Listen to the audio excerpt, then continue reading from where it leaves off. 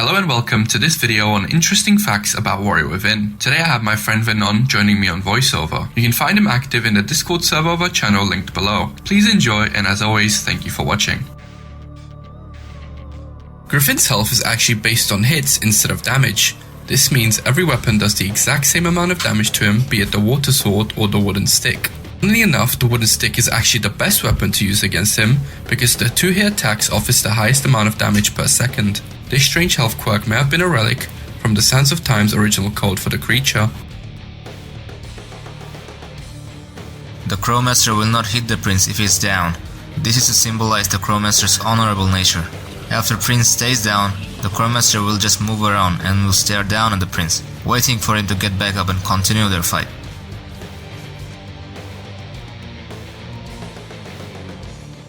The secondary weapons in Warrior Within have unique properties.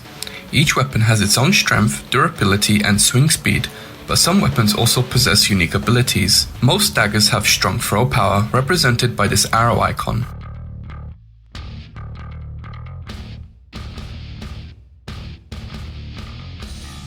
Some weapons have an insta-kill property at the cost of low durability.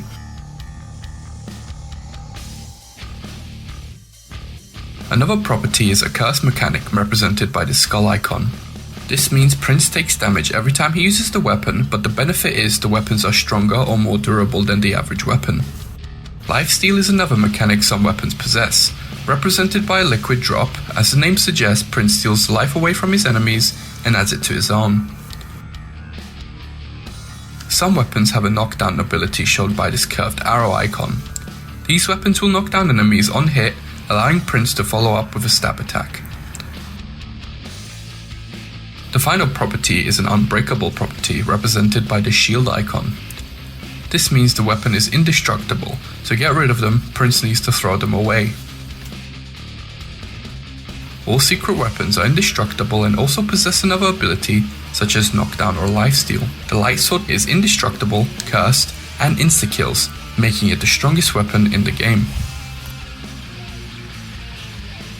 Speaking of the light sword, its damage actually changes depending on the primary weapon you carry. For example, the eagle sword will do 20 damage and the light sword will do 200 damage. The lion sword will do 50 damage and the light sword will do 300 damage. Lastly, the water sword does 300 damage and the light sword deals 600 damage.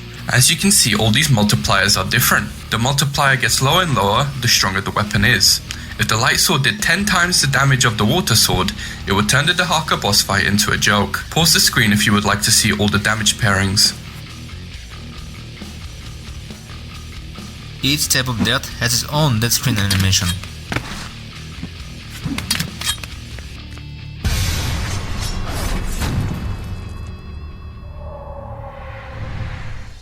You prince, you cannot harm me.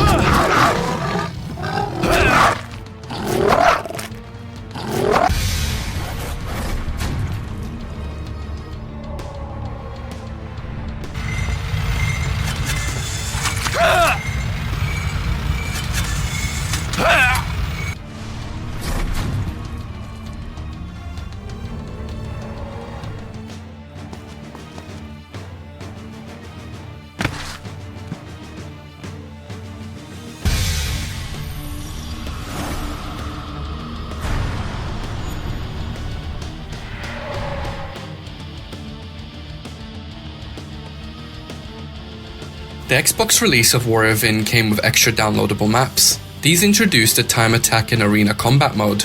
In the time attack, Prince has to reach the end of the level before the timer ends. In the base game, this was a section of the cliffs level where you play as Sand Wraith.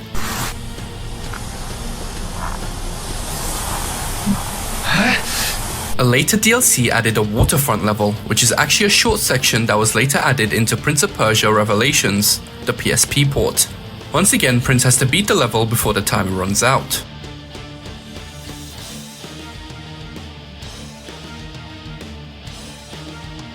In arena combat, enemies come in waves and Prince has to defeat them. Each wave defeated gets timed, and the objective is to get your time as low as possible.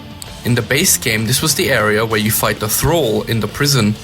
A later DLC added a unique level we never saw in either Warrior Within or Revelations. This level is called Grotto of Trail and looks to be similar to the Mystic Caves.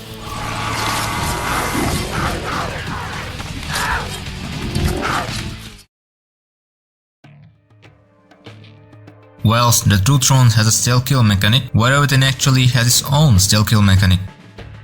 When Prince sneaks up on an enemy who is unaware, the first hit will deal massive damage to their opponent.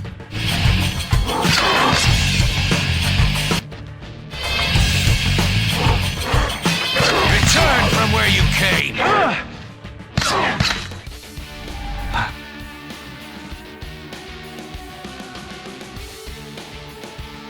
Prince's voice actor was changed from Yuri Lowenthal to Robin Atkin Downes for the Warrior Within. Yuri stated that he auditioned for the role but didn't get it, possibly due to the game changing the Prince's character. On a side note, Yuri an American gives Prince a British accent and Robin a Brit gives Prince an American accent. The popular Italian model and actress Monica Bellucci was hired as the voice actor and model for Kylina. I like my character, Kylina, because she's very mysterious. She's very dangerous and intelligent. Jordan Mechner, the creator of Prince of Persia and writer of Sands of Time, went on to work on the Sands of Time movie after Sands of Time was released. This meant he had little to no involvement in the development of Warrior Within. Mechner has said that he disliked Warrior Within's art direction and violence. He found the story, character dialogue, voice acting and visual style not to his taste. The Prince's tattoo in Warrior Within is based on a tattoo of the art director of the game, Mikhail Labat. It also has a backstory which can be seen in Battles of Prince of Persia, the prequel of Warrior Within.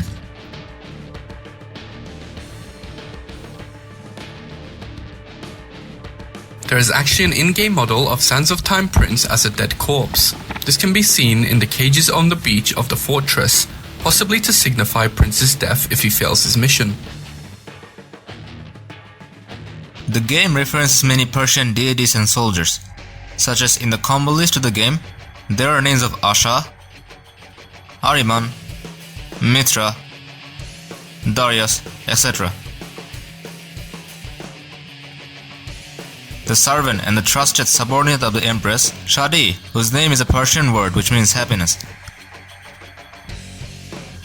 Prince of Persia Revelations on the PSP has two different covers across regions. This art is repurposed from the Two Thrones. The NA release keeps the Two Throne face but gives him the Warrior Within armor, and the EU release goes a step further and changes the Prince's face to look more like Warrior Within.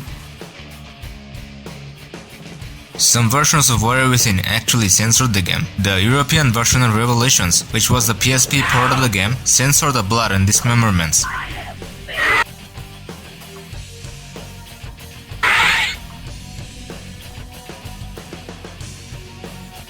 Prince of Persia Revelations, the PSP port of Warrior Within, introduced us to a bunch of bonus levels. Whilst they all vary greatly in quality, included in these levels is a level called the Statues. This level shows us 4 big statues of what seems to be Persian gods. This statue is very likely to be Earth goddess Zam. Zam is mentioned in the Scorpion Sword description detailing that she created the weapon. The other 3 statues are unknown, but they are likely to be Water goddess Anahita, Fire god Atar, and Wind god Vayuvata. This level was originally developed for the Two Thrones, but was repurposed for Revelations due to development constraints.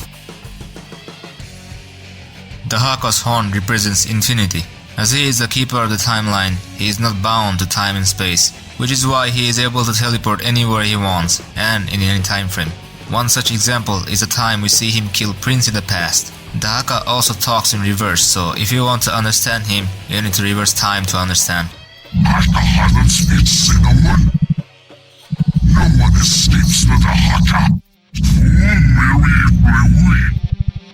You will be removed. Now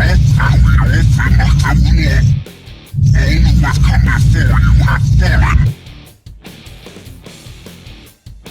Warrior Within was leaked before release on pirate sites. The Xbox PAL version of the game was released on the 3rd of December in Europe. However, the torrent was released on the 23rd of November, a whole 10 days beforehand.